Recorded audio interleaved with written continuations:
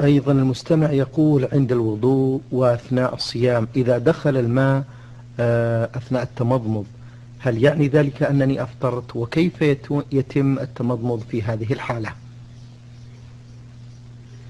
يتم التمضمض للصائم كما يتم لغيره، بمعنى أنه يدخل الماء في فمه ويمرره عليه ثم يلفظه. وفي هذه الحال لو أنه أي الصائم دخل إلى جوفه شيء من هذا الماء بغير قصده لم يفطر بذلك، لأن شروط الفطر بالمفطرات 3: الأول أن يكون الإنسان عالما، والثاني أن يكون ذاكرا، والثالث أن يكون مختارا قاصدا.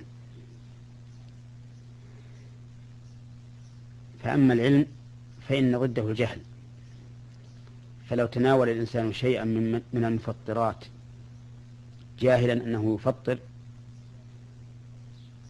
أو جاهلا أنه في النهار ثم تبين له بعد ذلك فإن صومه صحيح، مثل أن يحتجم الإنسان وهو لا يدري أن الحجامة مفطرة للصوم،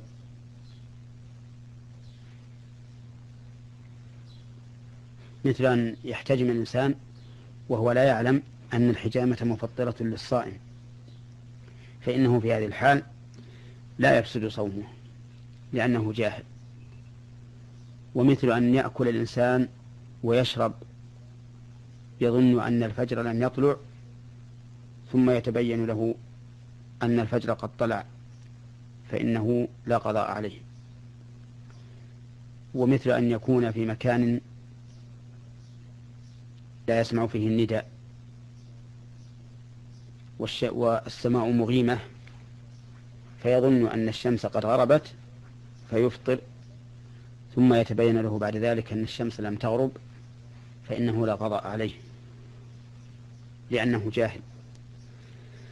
وفي صحيح البخاري عن أسماء بنت أبي بكر رضي الله عنهما قالت: أفطرنا على عهد النبي صلى الله عليه وسلم في يوم غيم ثم طلعت الشمس، ولم يأمرهم النبي صلى الله عليه وسلم بالقضاء، ولو كان القضاء واجبا لأمرهم به، ولو أمرهم به لنقل، لأنه إذا أمر به صار من شريعة الله، وشريعة الله تعالى لا بد أن تحفظ وتنقل إلى عباد الله. وأما قولنا إنه يشترط لفساد الصوم بالمفطرات أن يكون الصائم ذاكرا، فإن الذكر ضده النسيان، فلو أكل الإنسان أو شرب وهو صائم ناسيا فإن صومه صحيح، لحديث أبي هريرة رضي الله عنه أن النبي صلى الله عليه وسلم قال: من نسي وهو صائم فأكل أو شرب فليتم صومه فإنما أطعمه الله وسقاه.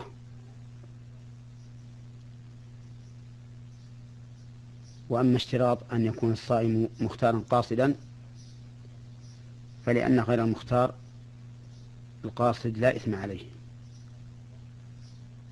وإذا انتفى الإثم انتفى حكم الفعل. ودليل ذلك قوله تعالى: من كفر بالله من بعد إيمانه إلا من أكره وقلبه مطمئن بالإيمان ولكن من شرح بالكفر صدرا فعليهم غضب من الله.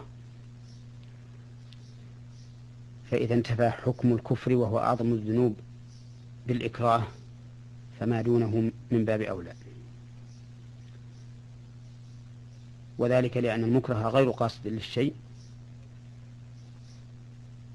فإذا حصل المفطر للإنسان بدون قصد منه مثل أن يتمضمض فينزل الماء إلى جوفه فلا قضاء عليه لأنه بغير اختياره.